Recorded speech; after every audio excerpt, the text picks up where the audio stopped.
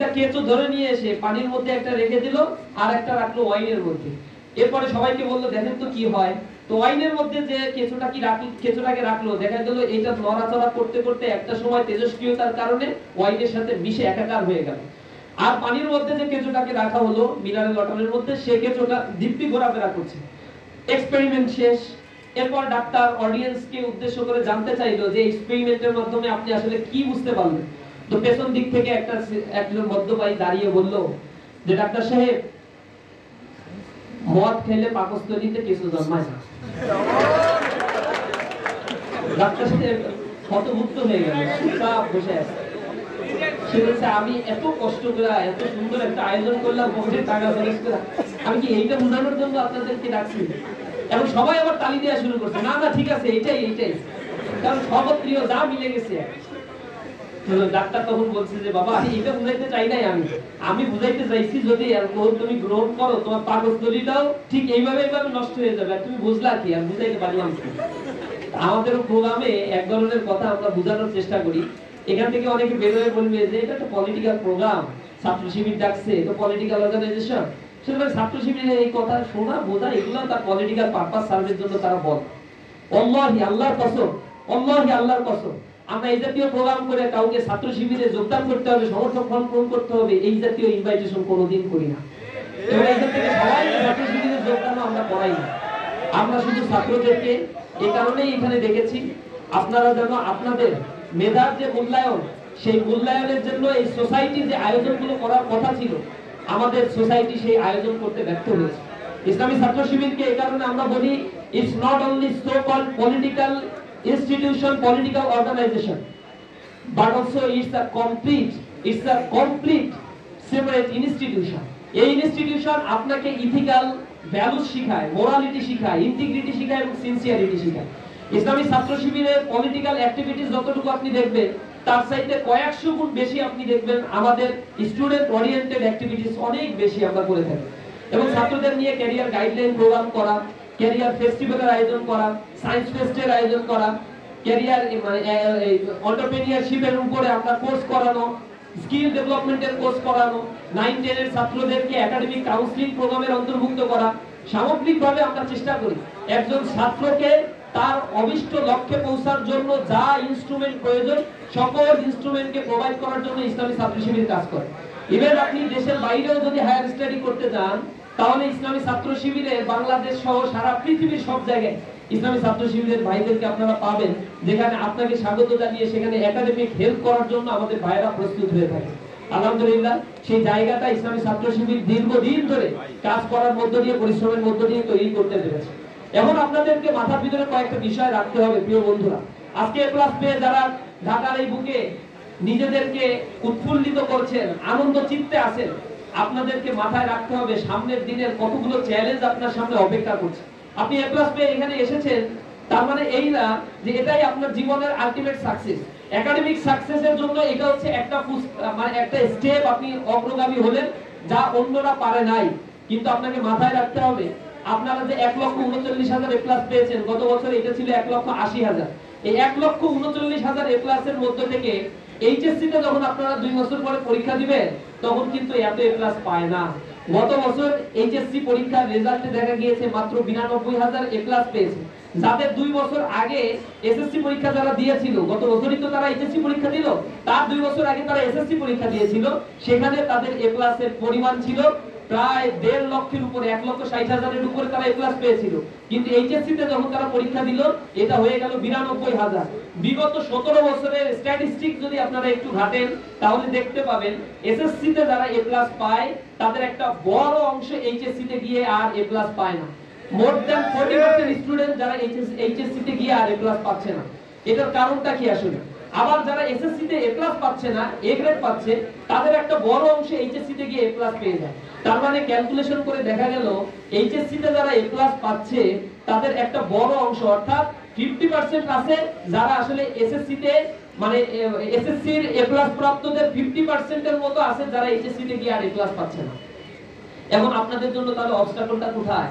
এখন ধরেন 92,000 আপনারা 2 বছর পরে বা 95,000 এ প্লাস পাইলেন, আপনারা খুবই মেধাবী, 95,000 এ প্লাস এই ব্যাচ থেকে পেয়ে গেল সামহাউ। এখন এই যে 95,000 এ প্লাস পাওয়ার পরে তো আপনাদের নেক্সট একটা স্টেপ হচ্ছে ইউনিভার্সিটি অ্যাডমিশন। আপনারা মেডিকেলে ভর্তি হতে চান, সেখানে 4300 সিট আছে বা 4500 সিট সরকারি মেডিকেল গুলোতে। এখানে যদি আপনি ভর্তি হতে চান তাহলে অন্তত 1,30,000 বা 35,000 স্টুডেন্টকে আপনার কমপ্লিট করতে হবে।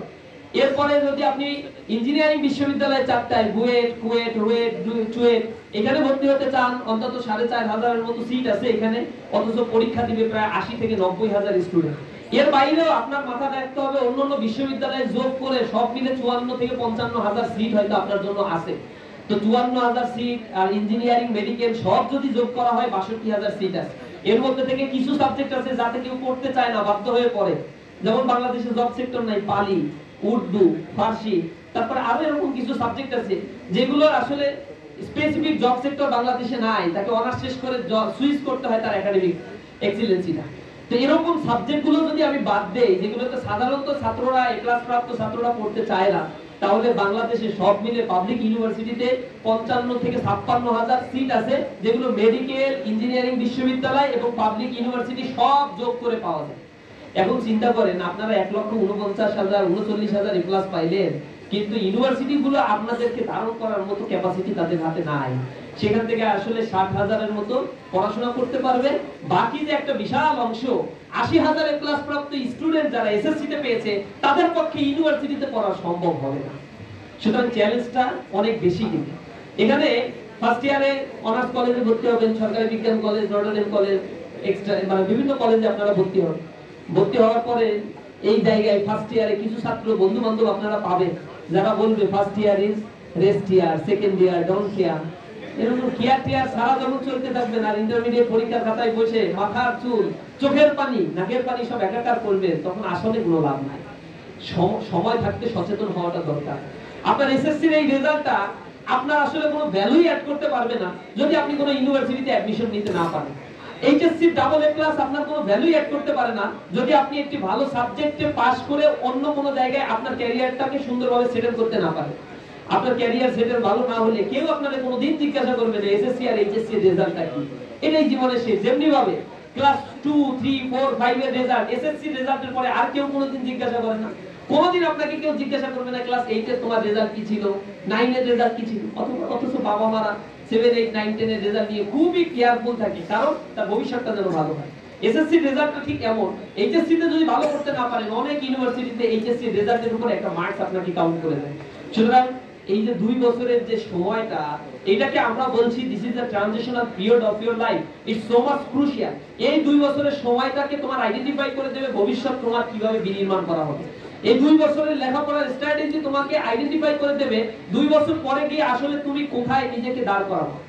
আমি এখানে দাঁড়ায় আছি, আমার আইনে পড়ার খুব ইচ্ছা ছিল, অ্যাডমিশন পরীক্ষা দিয়ে ঢাকা বিশ্ববিদ্যালয় বা অন্য জায়গায় যেখানে চান্স পাইছি, আইনে আমার নসিবে জুটে নাই।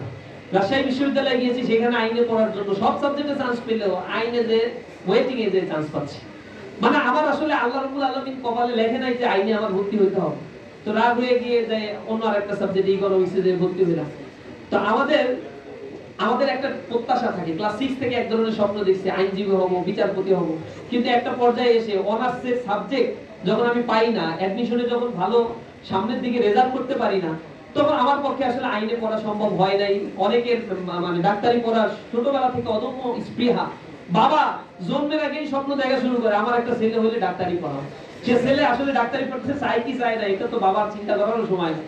এরপরে ছেলের মধ্যে একটা প্রত্যাশা জাগ্রত হয়, তাকে ইঞ্জিনিয়ারিং পড়তে হবে, ডাক্তারি পড়তে হবে, কিন্তু একটা পর্যায়ে গিয়ে দেখে তার বায়োলজি ভালো লাগে না, অথচ তার ডাক্তার হইতে ইচ্ছা করে। একটা সময় গিয়ে তার দেখা গেল হায়ার ম্যাথ দেখলেই গায়ে 106 ডিগ্রি জ্বর আসে, অথচ তার ইচ্ছা হচ্ছে, একান্ত ইচ্ছা সে বুয়েটে পড়ে। তো যার হায়ার ম্যাথ ভালো লাগে না, ফিজিক্স ভালো লাগে না, সে বুয়েটে কেমনে পড়বে? যার বায়োলজি ভালো লাগে না, সে মেডিকেলে কেমনে পড়বে? এরকম ক্যারিয়ারের মধ্যে ডিসঅ্যাসপাইরেশনটা আমাদের মধ্যে যখন অনেক বিগেস্ট আকার ধারণ করে, তখন ছাত্রদের একটা বড় অংশ তাদের ক্যারিয়ার থেকে ফল ডাউন করে। তোমাদেরকে মাথায় রাখতে হবে এইচএসসির এই স্তরে তোমার যে রিজার্ভেশন বা প্রত্যাশা, তুমি যেখানে পড়তে চাও, যা পড়তে চাও, এজন্য কিন্তু সবকিছু এখন ওপেন। আমাদের সময় হয়তো এত বেশি আর্টিফিশিয়াল ইন্টেলিজেন্সের ব্যবহার ছিল না, আমাদের সময় কোডিং গুলো এত ব্যবহার করা যেত না, ইনফরমেশন এত অ্যাভেলেবেল ছিল না, কিন্তু মাত্র 5-7 বছরের ব্যবধানে টেকনোলজি যেভাবে আপগ্রেডেশন হয়েছে, তাতে তোমাদের কাছে ইনফরমেশন সো মাচ অ্যাভেলেবল। এই জায়গায় দাঁড়িয়ে নিজেকে যাচাই বাছাই করা, নিজের রাস্তাকে পরিশীলিত করা এবং এখানে কম্পিটিশনের এই যুগে দাঁড়িয়ে নিজেকে কম্পিটিশনে এগিয়ে নিয়ে যাওয়ার জন্য পড়াশোনার কোনো বিকল্প নাই। তোমরা এই বছরের রেজাল্টেও দেখেছো মেয়েদের রেজাল্টের পরিমাণ অনেক ভালো হয়েছে আলহামদুলিল্লাহ। আমরা যখন এসএসসি পরীক্ষা দিয়েছিলাম তখন মেয়েদের মধ্যে 30% হচ্ছে পাস করতো বা এ প্লাস পাইতো, আর 70% ছিল ছেলেরা। ছেলেদের আস্তে আস্তে এমন অধপতন আর মেয়েরা আস্তে আস্তে পড়াশোনার দিকে এত ঝুঁকছে যে এই দুইয়ের মধ্যে এখন আরেকটা ইমব্যালেন্স তৈরি হচ্ছে। আমার আশঙ্কা কিছুদিন পরে ছেলেদের জন্য কোটা সিস্টেম চালু করতে হবে, যে আসলে কোটা সিস্টেম না হইলে তো এরা এ প্লাস, যেমন এইবারও এ প্লাস মেয়েরা বেশি পেয়েছে, মেয়েদেরকে আমরা কংগ্রেচুলেশন। কিন্তু ছেলেরা যদি এইভাবে অধপতন হয় তাহলে এটা তো দুর্ভাগ্যের বিষয়। তোমার সংসার আজ টিকবে না ঠিকঠাক মতো, তোমার মাথায় রাখা উচিত। কারণ হচ্ছে তুমি যদি চাকরি না পাও, কাজ না করো, তাহলে তোমাকে কে আসলে বিয়ে দিবে, ভবিষ্যৎটা কি হবে? এইটাকে চিন্তা করেও অন্তত একটু লেখাপড়া করা উচিত। আমাদের লেখাপড়ার দিকে একটু ঝোঁকা উচিত। ছাত্রদেরকে লেখাপড়ার থেকে বিমুখ করে দিচ্ছে অত্যাধিক পরিমাণে। মানে কোনো কিছু হইলে আমরা এবার বিস্ময়ের সাথে লক্ষ্য করলাম যারা ফেল করছে তারা আন্দোলন শুরু করছে তাদের পাস করায় দিতে হচ্ছে। এটা এটা এটা কিন্তু আসলে দুর্ভাগ্যের বিষয় একটা জাতির জন্য। আমি লেখাপড়া না করে যদি সার্টিফিকেট নিয়ে পাস করি, এরকম বিনা পাশে তো একবার মেডিকেলেও ভর্তি হতে পারছিল মনে হয় কি একটা সিস্টেমে, ওই যে প্রশ্ন পাস হওয়ার পর ওই ব্যাচটাকে এখনো পর্যন্ত সবাই আইসোলেট করে রাখে। ওই ব্যাচের কাছে কেউ জানতে পারলে যে ওইরকম প্রশ্ন পাসের ব্যাচ, ওর কাছে কেউ চিকিৎসা নিতে যায় না, ভয় পায় যে কোন সময় কি অপারেশন করে আর কি দশা হয়। তো যে ছাত্র অটো পাস নিয়ে পাস করে ইউনিভার্সিটিতে গেলেও তার রেজাল্টের অবস্থা খুবই খারাপ, বেসিক ক্রাইটেরিয়া ফিলআপ করতে পারছে না, হায়ার স্টাডিতে যেতে গেলে অবস্ট্রাকল, ভবিষ্যৎটা তার জন্য অন্ধকার হচ্ছে। ইন্টারমিডিয়েটের লেখাপড়াটা হচ্ছে একটা বড় বেসমেন্ট তৈরি করা, এরপরে ইউনিভার্সিটিতে যাওয়ার পরে এই বেসমেন্টটাকে আরো বেশি এক্সটেনশন করা সম্ভব হয়। এই কারণে এই সময়টায় অনেক বন্ধু বান্ধব তুমি পাবা যারা তোমার কাছে এসে বলবে যে চল না 31st নাইট, এটা তো একদিনই হয় বছরে, 21 ফেব্রুয়ারি এটা তো একদিনই হয় বছরে, 26 মার্চ এটা তো একদিনই হয় বছরে, পয়লা বৈশাখ এটা তো একদিনই আসে বছরে, আর দুই ঈদ বছরে তো একবারই আসবে। এইভাবে করতে করতে তার একবার হিসাব করতে করতে দেখবা বছরের এক বছরে মানে এক বছরে 365 দিনে 120 দিনই শেষ। একদিন ওই একদিনের পাল্লায় যদি কেউ পড়ে যাও তাহলে তার খবর আছে। এখানে একটু সতর্ক থাকতে হবে যে প্রতিটা সময় তোমার জন্য খুবই গুরুত্বপূর্ণ। সামনের কম্পিটিশনে টিকে থাকতে গেলে তোমাকে অনেক বেশি অধ্যবসায়ী হতে হবে। পরিশ্রম যদি না করো, নিজেকে যদি আইডেন্টিফাই করতে না পারো, সামনের চ্যালেঞ্জগুলোকে যদি আইডেন্টিফাই করতে না পারো, একটা সময় চলে গেলে চোখের পানি ফেলেও কোনো লাভ নাই, তোমার পাশে আসলে কাউকে পাবা না। মাথায় রাখবা, আমরা যখন ইন্টারমিডিয়েটে পড়ছি তখন ওই যে অনেক বন্ধু ছিল ক্লাসে 150 স্টুডেন্ট, কারোর সাথে কোনো এখন আর যোগাযোগ নাই। কারণ আমি যে ভার্সিটিতে পড়ছি ওইখানে আসলে আমার সাথে আর কেউ আমার ক্লাসের কেউ চান্স পায় না, যার ফলে আর সম্পর্কটা কাট অফ হয়ে গেছে অনেকটা। কতদিন তাদের সাথে ব্যয় করেছি, ক্লাস ফাঁকি দিয়ে নিয়ে চলে গেছে খেলাধুলা করার জন্য। তো এত বন্ডিংসটা আমাদের মধ্যে ছিল, কিন্তু ইউনিভার্সিটিতে যখন চান্স পেলাম তখন আমার আবার ফ্রেন্ড সার্কেল আলাদা। আমার প্রত্যাশা আবার অন্য লেভেলের সাথে, যে না ওদের সাথে সম্পর্ক রাখলে আমার সামনের দিকে ভবিষ্যৎ পাবো। যারা নিচের দিকে ফল ডাউন করছে তাদের সাথে আর কেউ কোনোদিন সম্পর্ক রাখে না। এগুলো হচ্ছে সাময়িক সময়ের জন্য একটা বন্ডিংস তৈরি হয়। এই বন্ডিংস গুলোকে আমরা যেন এমন না করি আমার ক্যারিয়ারের জীবনের সময়গুলোকে আস্তে আস্তে আস্তে আস্তে নষ্ট করে ফেলি। সময়টা খুবই মূল্যবান বস্তু। হাসান বসরি রাহিমাহুল্লাহ বলেছেন সময়টা হচ্ছে একটা ধারালো ছুরি, যদি তুমি তাকে কাটতে না পারো তাহলে এই সময় একদিন তোমাকে কেটে চৌচির করে ফেলবে। সুতরাং সময়ের 1 ফোর আর অসময়ের 10 ফোর। যখন তোমার কাছ থেকে সময় চলে যায় আর তুমি যখন সময়কে কাজে না লাগাও, একটা সময়ে যখন তুমি এসে তোমার বার্ধক্যে উপনীত হওয়ার বুঝতে পারো এখন আমার হাতে আর সময় নাই, আমার কিছু করার নাই, তখন মানুষ খুব আফসোস করে এবং সুপ্ত আর্তনাদ তার মধ্যে জেগে ওঠে।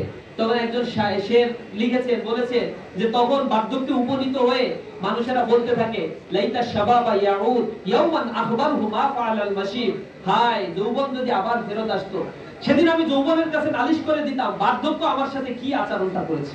সুতরাং বার্ধক্যে উপনীত হওয়ার আগে যৌবনের মূল্যটা বুঝতে শিখো। বার্ধক্যে যখন উপনীত হওয়া ঠিক মতো হাঁটতে পারবা না, পা গুলো সাপোর্ট করবে না, ব্রেন সাপোর্ট করবে না, হাতগুলো সাপোর্ট করবে না, কিন্তু যৌবনের এই সময়গুলোতে তুমি সবকিছুকে, বুকের তাজা রক্ত আছে, হাতে অনেক শক্তি আছে, খাদ্য খেলে শক্তির সঞ্চার হচ্ছে, অনেক কিছুকে তুমি বলতে পারো আমি অস্বীকার করি, আমি মানি না, তুমি আমাকে গণ্ডির মধ্যে আবদ্ধ করে রাখতে পারবা না। কিন্তু এই তারুণ্যের জয়গান, এই তারুণ্যের শক্তিটা আমি যদি সুপথে ব্যয় করি তাহলেই আমি আমার জীবনকে গড়ে তুলতে পারবো। এই সময়টাকে এই প্রপার ইউটিলাইজেশন করার জন্য তোমাদেরকে আহ্বান জানাই।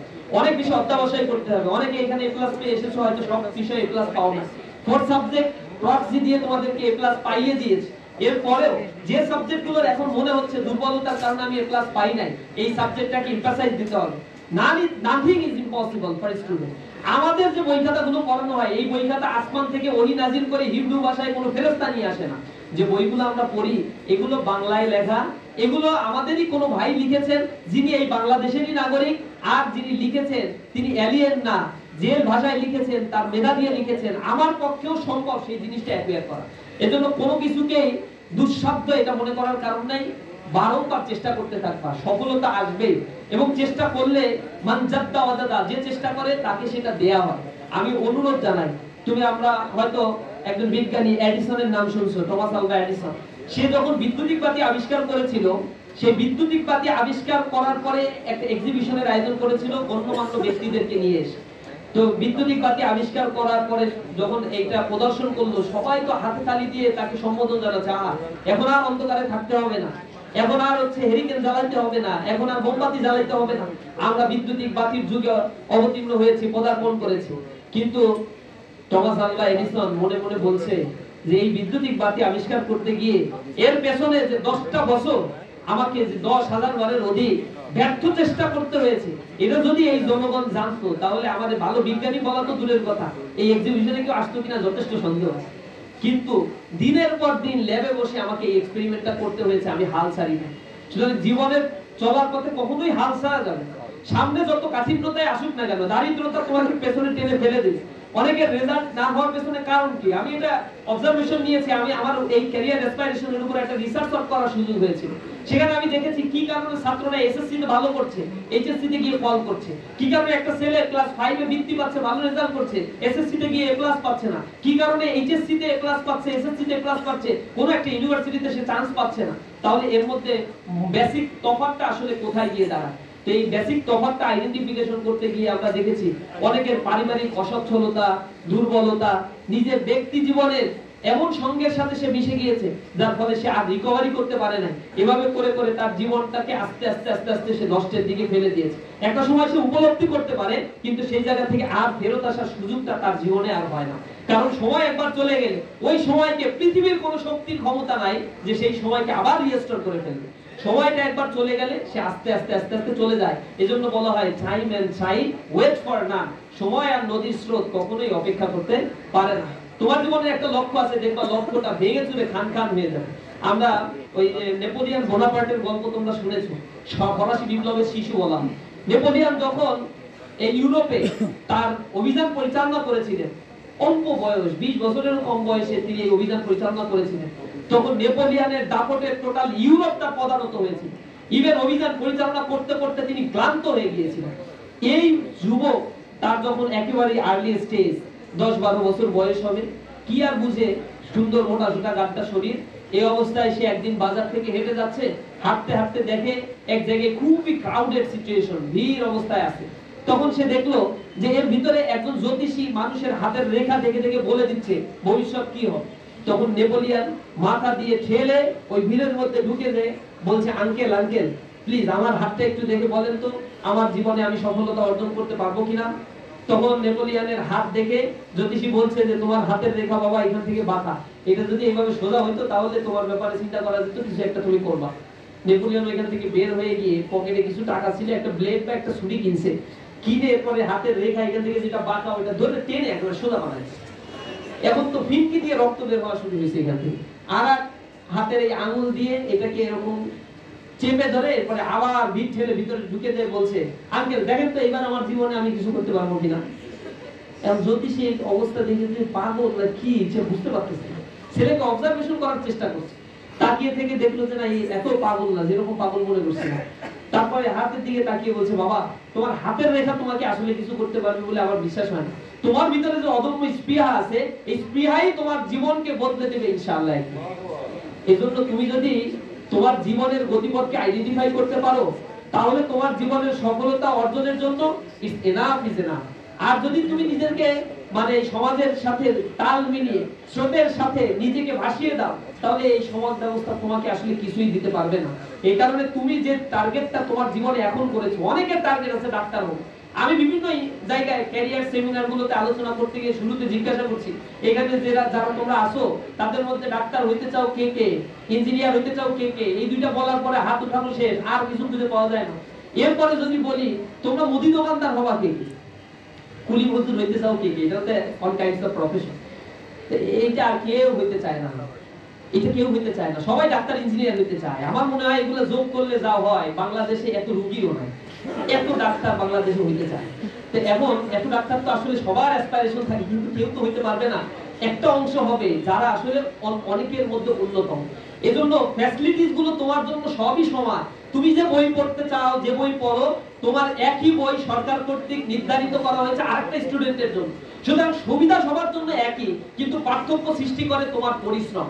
তুমি যদি পরিশ্রম করতে পারো, যে প্রত্যাশা তোমার রয়েছে সেই প্রত্যাশাকে তুমি আপহোল্ড করতে পারো, তোমার জীবনে তুমি সফলতা অর্জন করতে পারবে। সক্রেটিসের একটা গল্প প্রায় বলি। তিনি বলেছেন, একটা সেমিনারে এরকম আলোচনা করছেন, একটা ছেলে খুবই আগ্রহী হয়ে সেমিনার শেষে দাঁড়িয়ে সক্রেটিসের কাছে বলছে, একবারে 14-15 বছর বয়স, বাবরি কাটা চুল, সুন্দর চেহারা, গিয়ে বলছে যে uncle, can you tell me how can I success in my life, I want to be a successful person in the world. তখন সক্রেটিস তাকে বলছে যে বাবা, তুমি যদি সফলতা অর্জনের গল্প শুনতে চাও, এখানে অনেক গল্প বলা যাবে না, তুমি আগামীকাল নদীর পাড়ে আমার সাথে দেখা করো। সক্রেটিস আগে গিয়ে দাঁড়িয়ে আছে, ছেলেটা ইনটিন করে গেছে সক্রেটিসের সাথে দেখা করতে। সক্রেটিস দেখার সাথে সাথে ঘাড়ে হাত দিয়ে তাকে পানির ভিতরে নামাই দিয়েছে। দুইজনই হাঁটতেছে, বুক সমান পানি, ছেলেটা কিছুই বুঝতে পারছে না। হঠাৎ করে সক্রেটিস পিছনের বাবরি কাটা চুল ধরে এরপরে পানির মধ্যে চুবাই ধরছে।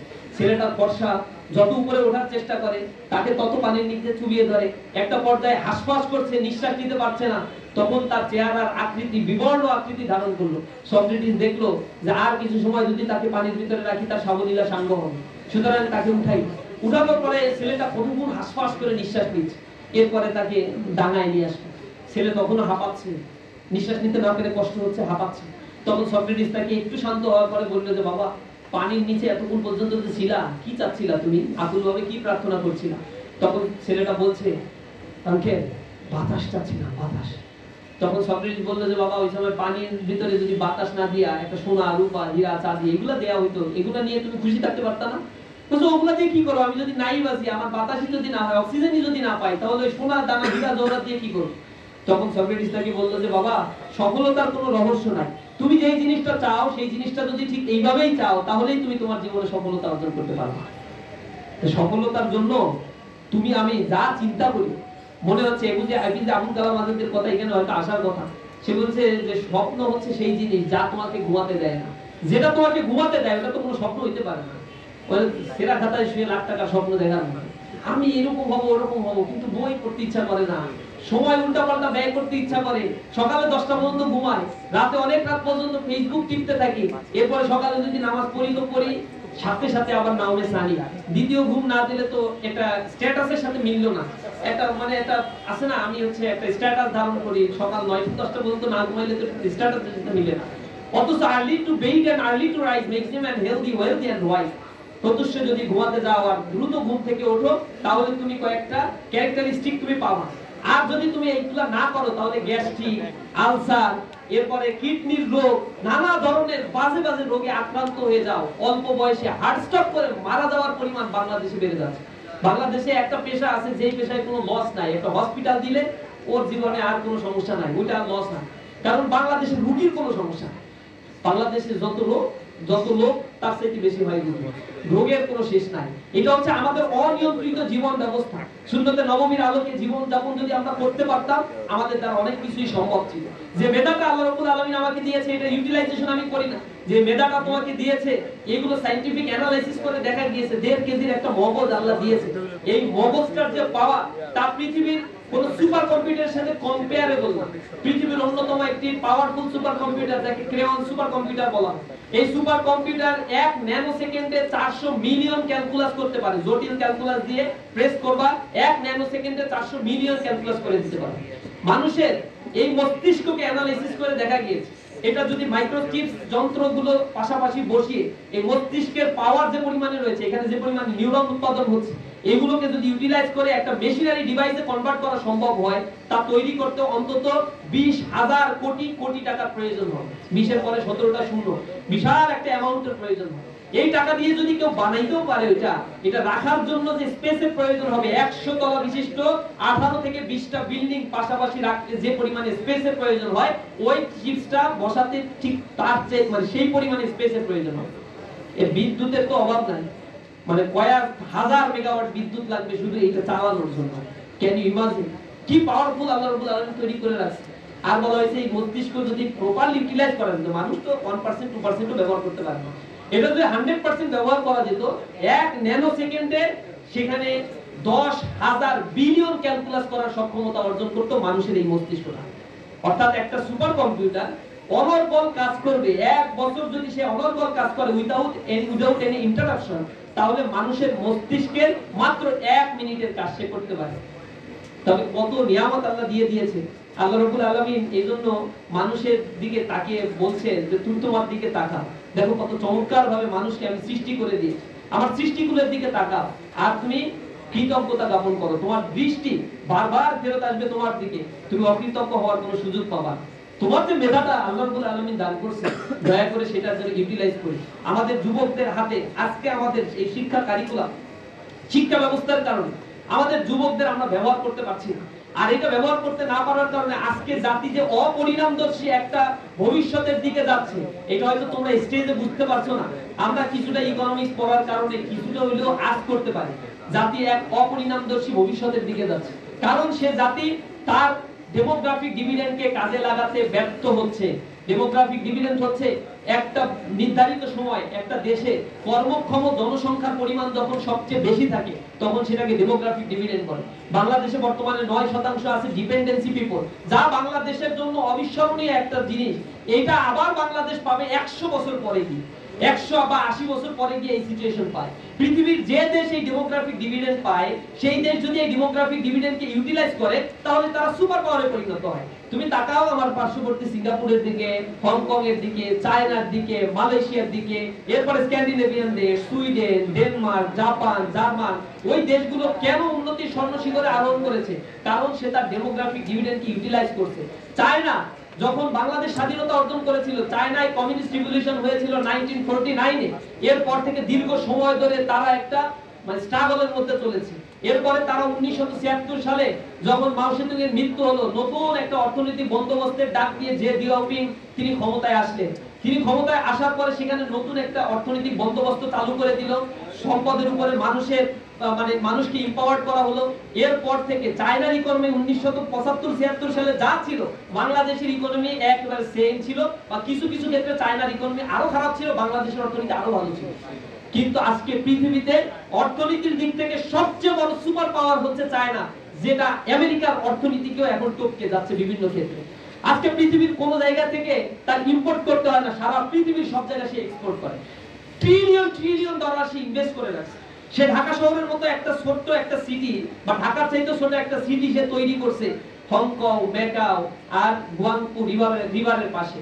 সেই জায়গাটাকে বলা হয় গ্রেটার বে এরিয়া। এই গ্রেটার বে এরিয়ার যে ইকোনমিক ভ্যালু, সেটা বর্তমানে 2.2 ট্রিলিয়ন ডলার। এটা 4 বছর পরে হয়ে যাবে 4.8 ট্রিলিয়ন ইউএস ডলার। এটা পৃথিবীর সবচেয়ে লার্জেস্ট ইকোনমিক হাব তারা তৈরি করছে গুয়াংজুতে। Can you imagine? এত বিশাল অর্থনীতি তারা মাত্র 40 বছরের মধ্যে রিফরমেশন করতে পারলো। তাদের মাথাপিছু আয় 140 কোটি মানুষের মাথাপিছু আয়। এদের মাথাপিছু আয় বাংলাদেশের মতো এত শুভঙ্করের পাখি। এদের গিনি কোএফিশিয়েন্ট খুবই ক্লোজলি রিলেটেড। গিনি কোএফিশিয়েন্ট বলতে বোঝায় হচ্ছে ইনকাম ডিসপারশন লেভেল। অর্থাৎ আমার ইনকাম হচ্ছে 5000 টাকা, 10000 টাকা, ওই ভাইয়ের ইনকাম হচ্ছে 1 লাখ টাকা। তো দুইজনেরটা যোগ করলাম 1,10,000 টাকা, 2 দিয়ে ভাগ দিয়ে দিলাম, দুইজনের মাথাপিছু আয় হচ্ছে 55,000 টাকা। অথচ ও হচ্ছে রিকশায়ও চড়তে পারে না, আর আরেকজন হচ্ছে এসি রুমে ঘুমায়। এই হচ্ছে শুভঙ্করের ফাঁকি। এগুলো হচ্ছে 2882 মার্কিন ডলারের ব্যাকগ্রাউন্ডের হিসাব। 5% মানুষের কাছে দেশের 80% সম্পদ জিম্মি হয়ে আছে। Can you imagine? আর বাদ বাকি 20% সম্পদ আমার মতো এরকম লেইম্যানরা ভোগ করে থাকে। এটা যদি প্রপার ইউটিলাইজেশন হতো, পুঁজিবাদী অর্থনৈতিক ব্যবস্থা যদি আমরা অ্যাবলিশ করে দিয়ে কল্যাণমুখী ওয়েলফেয়ার স্টেট সিস্টেম আমরা ডেভেলপ করতে পারতাম, তাহলে এই দেশের মধ্যে এত বৈপরীত্য, এত করাপ্টেড পিপল, এত ছিনতাইকারী, এত রাজনৈতিকভাবে করাপ্টেড পিপলের জন্ম হতো না।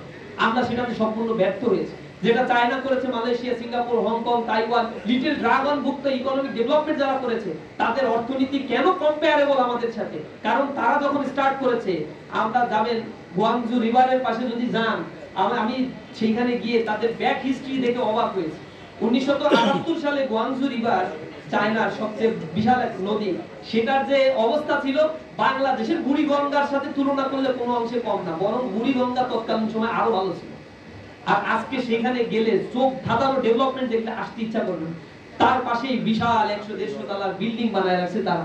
যে ডেভেলপমেন্ট তারা করছে, করাপশনকে দূরে রেখে, যখন লায়াবিলিটি, ইন্টিগ্রিটি এবং দেশপ্রেম, সার্বভৌমত্বকে নিয়ে তারা ভেবেছে, তখন দেশের উন্নতি হতে 140 কোটি মানুষের আর্টিফিশিয়াল ইন্টেলিজেন্স দিয়ে সবাইকে সার্ভিলেন্সের আওতায় নিয়ে আসতে তাদের 40টা বছর সময় লাগে।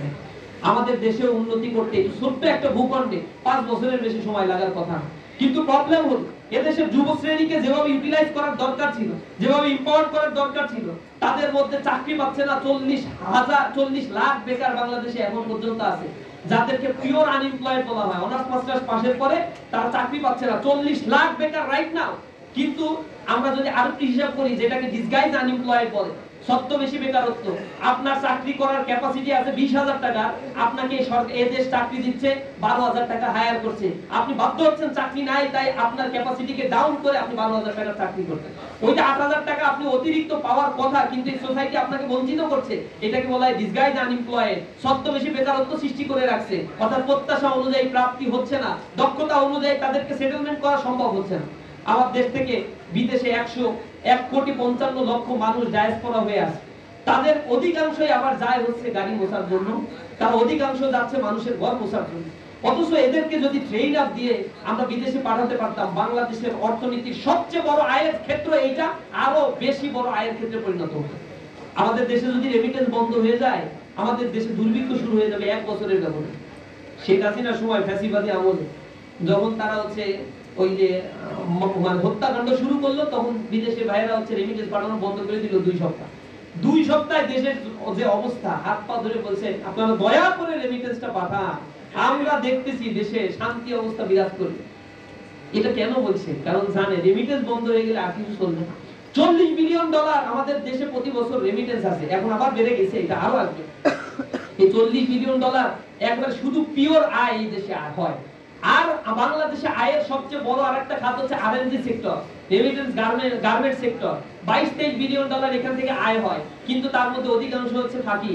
ফাঁকিটা হচ্ছে আমার দেশে মেশিনারি উৎপাদন হয় না, নিট ওয়্যার, ওভেন বা হচ্ছে কটন যেগুলো প্রয়োজন হয়, ডাইং এর জন্য যা প্রয়োজন হয়, এগুলো সব প্রোডাকশন হয় বাইরে। তো সব বাইরে থেকে আমাকে কিনে নিয়ে আসতে হয়, মেশিনারি কিনে নিয়ে আসতে হয়, শুধু বাংলাদেশে বসে এখানে একটু প্রসেসিং হয়। প্রসেসিং হওয়ার পরে আবার বিদেশে চলে যায় এটা বিক্রি করার জন্য, ইউরোপীয় ইউনিয়ন ভুক্ত দেশগুলো বা আমেরিকা আমার এখানে বিক্রি করতে হয়। তার মানে প্লাস মাইনাস করে আমি বিক্রি করি $20-22 বিলিয়ন, আর আমি কাঁচামাল র মেটেরিয়ালস কিনি $18 বিলিয়ন দিয়ে, প্লাস মাইনাস করলে $3 থেকে $4 বিলিয়ন আমার দেশে আসলে থাকে। এটা কি আসলে খুব মেজারেবল কোনো অ্যামাউন্ট না?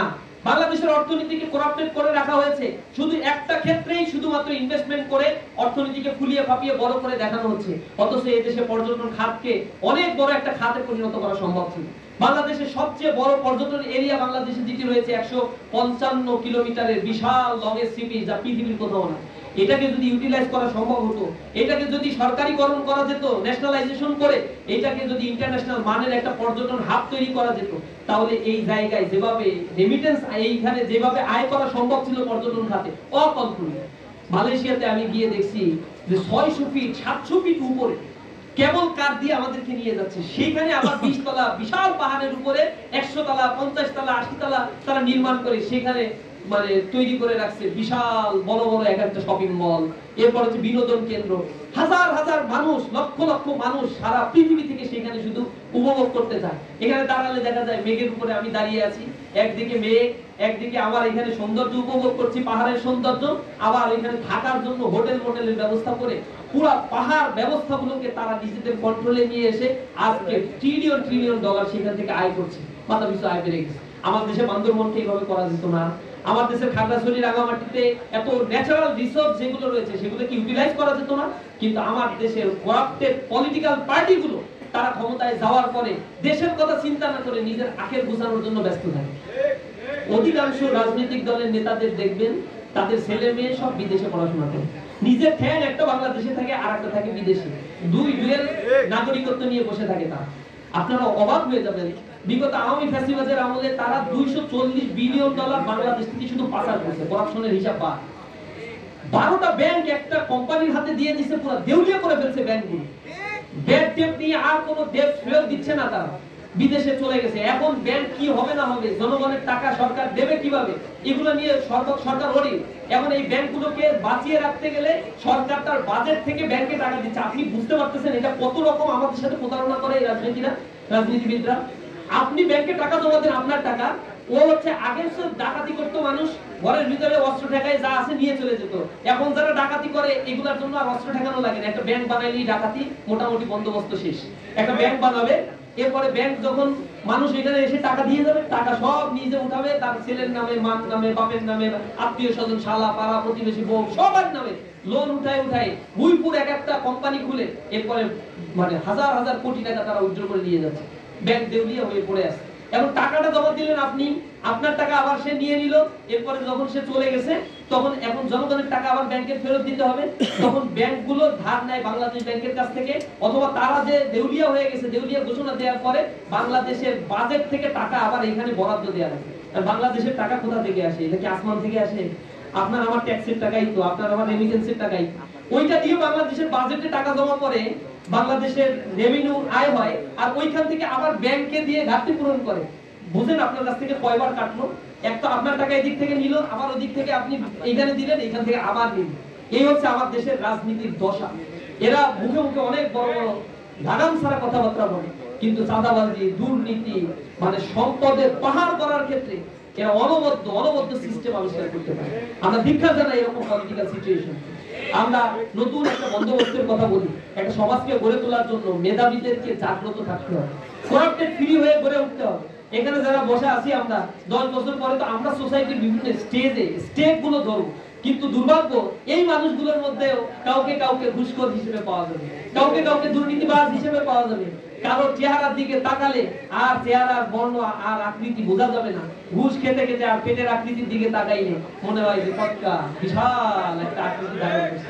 সব সম্পদের ভিতরে জিম্মি হয়ে থাকে। মাথায় রাখতে হবে, সরকারি চাকরি করে মানুষের সম্পদ যখন আমি লাগাম ছাড়া দুর্নীতি করি, আল্লাহ কোরআন শরীফে তাদেরকে বলেছে তাদের জন্য জাহান্নামের অতল গহ্বর আল্লাহ রাব্বুল আলামিন রেডি করে রাখছেন। মানুষের সম্পদ যারা খেয়ে এরকম বড় বড় মানে আকৃতি ধারণ করে, এই মানুষগুলো মানুষের সম্পদ খায় না, মানুষের রক্ত খায়। এই টাকাগুলো সে উপার্জন করে তার স্ত্রীর জন্য, তার ভাইয়ের জন্য, তার মায়ের জন্য যে সম্পদ কেনে, এগুলো মানুষের চোখের পানি, এগুলো কোনো সম্পদ নয়। এই পানি একসময় অভিশাপ হয়ে দাঁড়ায়। এ কারণে তারা গ্যাস্ট্রিক, আলসার, ক্যান্সার, নানা ধরনের রোগে আক্রান্ত হয়ে সংসারের মধ্যে অশান্তি বাসা বাঁধে। তাদের টাকা উপার্জিত এই অবৈধ টাকার মাধ্যমে যে সন্তানের জন্ম হয়, তাদের মধ্য থেকে ঐশীর মতো সন্তানের জন্ম হয়, যারা তার বাবাকে কুপিয়ে হত্যা করতে দ্বিধা সংকোচ করে না। মাদকের অর্থ খুঁজে না পাওয়ার কারণে, না দেওয়ার কারণে জবাই করে কুপায়ে কুড়াল দিয়ে কুপিয়ে এই গাজীপুরে সন্তানকে হত্যা করছে আমরা দেখছি। এরপর হত্যা করার পরে বাপ একেবারে নির্দয় সাক্ষী দিচ্ছে যে আমার সন্তানকে মেরে ফেলছি, এখন আর কি হবে, আমিও বাঁচলাম ও বাঁচলাম। এই হচ্ছে আমাদের সোসাইটির চরিত্র হয়ে পড়ছে, মাদকাসক্ত হয়ে পড়ছে এই যুব সমাজ। আমাদেরকে এই জায়গা থেকে ফেরত আসতে হবে। মেধাবীরা আগামী দিনের ভবিষ্যৎ। আজকে যারা এখানে বসে আছো তারাই হচ্ছে আগামী বাংলাদেশ বিনির্মাণ করবা। তোমাদেরকে একটা হিজিমনি দিয়ে যখন কালচারাল একটা সিস্টেমের মধ্যে ফেলে দিয়ে নিজস্ব গণ্ডির মধ্যে আবদ্ধ করে রাখা হয়, ওটিটি প্ল্যাটফর্মের মধ্যে দিয়ে এমন অশ্লীল ভিডিও আমাদের মধ্যে ছড়িয়ে দিচ্ছে, লেখাপড়ার সময়গুলো আমরা অপব্যয় করে পাবজি না হবে আর কি জিটি আছে এগুলো ক্ষেত্রে ক্ষেত্রে জীবনের একটা বড় সময় আমরা ব্যয় করে ফেলছি। অথচ যৌবনের সময়টা পড়াশোনার সময় ছিল, এই সময়টা নিজেকে গড়ার সময় ছিল। যখন আমি এই সময়টা অপব্যয় করে ফেলি তখন আর আমার পেছনের দিকে তাকানোর আর কোনো সুযোগ থাকবে না। আমরা তোমাদেরকে আজকে সতর্ক করার জন্য এখানে দেখে অনেক কথাগুলো বললাম। হয়তো এই কথা শোনার পরে অনেকের খারাপ লাগবে। আমি এগুলোর ঘোর বিরোধিতা করি যে একজন সন্তানকে ইন্টারমিডিয়েটে এসএসসি তে A+ পাওয়ার পরেই বাপের সামর্থ্য থাকলে একটা বাইক কিনে দেওয়া উচিত না, বাপের সামর্থ্য থাকলে অনেক কিছু দেওয়া উচিত না। আমি দেখছি আমার ইউনিভার্সিটিতে একজন বড় মাপের একজন প্রফেসর, সে হচ্ছে আমাদের বেশ বড় জায়গায় মানে স্টুডেন্ট অ্যাফেয়ার্স এর মূল দায়িত্বে ছিল। সেই ব্যক্তির 2 সন্তান আমার ইউনিভার্সিটির স্কুলেই পড়তো। স্কুলে পড়াকালীন সময়ে তারা বিভিন্ন প্রতিযোগিতায় অংশগ্রহণ করত। প্রতিযোগিতায় তার বাবা প্রধান অতিথি, কিন্তু সন্তানের পরিচয় দিলে খুব রুষ্ট হতো সে, যে আপনার সন্তান ফার্স্ট হয়েছে। খবরদার, এখানে সাধারণ ছাত্রদের মতো সেইখানে আসে। গাড়িতে আসে, মানে ওয়াইফ হাজবেন্ড দুইজনই ভালো মানের একজন আর্কিটেকচার এবং ইউনিভার্সিটির প্রফেসর, দুইজনই হচ্ছে দুইটা ফ্যাকাল্টি ডিন।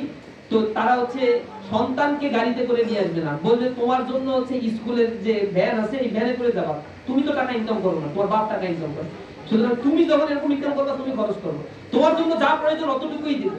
পৃথিবীতে চলতে গেলে এই অ্যাডাপ্টেশন কোয়ালিটি যদি তুমি ডেভেলপ করতে না পারো, স্ট্রাগল তুমি টিকবা না। এই কারণে ওই যে একটা গানের মধ্যে আপনারা শুনছেন, একজনের করে ধন, এক পুরুষে করে ধন, আর এক পুরুষ খায়, আর এক পুরুষ আইসা দেখে খাবার কিছু নাই আমার তিন পুরুষ। বাপের যার সম্পদ বেশি থাকে তার সন্তান লালন পালন হইতে খুব কষ্ট হয়। জীবনে স্ট্রাগল তারা তো দেখে না। পৃথিবীতে দেখবা যেখানে স্ট্রাগল করে মানুষগুলো গিয়েছে তারাই পৃথিবীতে সাস্টেইন করছে, তারপরের প্রজন্ম আর ঠিকঠাক মতো সাস্টেইন করতে পারে না, এক প্রজন্ম পরে আবার গ্যাপ হয়ে যাচ্ছে। আমরা আশা করি সেই গ্যাপটা আমরা করব না, আমরা নিজেকে আত্মপ্রত্যয়ী হিসেবে স্বনির্ভরশীল করে গড়ে তুলবো, এই দেশটাকে আমরা ভালোবাসবো। আজকে যেভাবে তোমাদেরকে এখানে কংগ্রাচুলেশন জানানো হয়েছে, জীবনের প্রতি স্তরে